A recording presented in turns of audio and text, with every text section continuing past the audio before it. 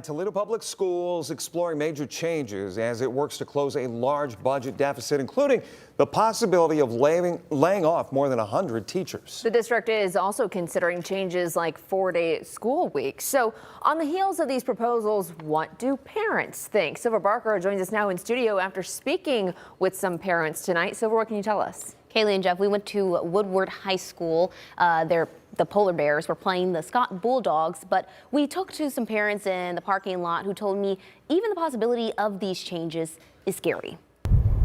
Heading into the Woodward basketball game Friday night, the talk wasn't all sports. It was also about that $68 million shortfall for the school district next year and what that'll mean. State Senator Paula Hicks Hudson says it's a result of the state shifting more responsibility onto local districts, even as costs rise. Biggest thing is that the state has, in my opinion, has walked away from its partnership with local public schools on so many different fronts. Melissa Blassingem has a kid in TPS and says if those massive changes and cuts go through, it may force her to make changes too. You know, I would strongly think about taking my son out of TPS. So here's what we know. A packet that was shared with union leaders in WTOL 11 outlines several proposals, including moving to a 4-day school week, turning Bowsher into a 7 to 12 arts academy, expanding K-6 buildings to K-8, and consolidating athletics down to 4 high schools. I mean, I don't think it's a good idea.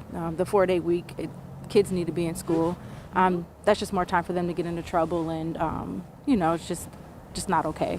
Teachers Union President Kevin Dalton says he was surprised by the scope of the plan and that members are anxious, especially with layoffs expected next year, adding unions were not consulted before these ideas were drafted. This should have been something that was discussed over months and not over days.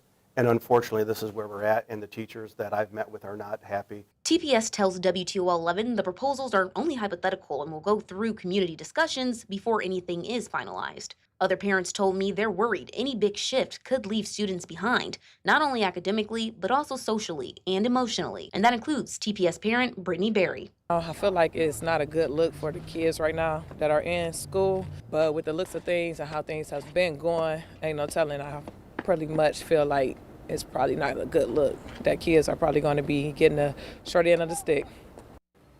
Now, we reached out to TPS for their response to this packet. They tell us, again, as mentioned earlier, that all of these plans are still hypothetical. Nothing is yet finalized. Now, they will have community discussion, again, before anything is finalized. Additionally, TPS Superintendent Romulus Durant has already scheduled a time to speak to WTOL 11 on Monday, so hopefully we'll learn more details and plans from there. We'll make sure to share those with you guys. For now, in studio, Silver Barker, WTOL 11.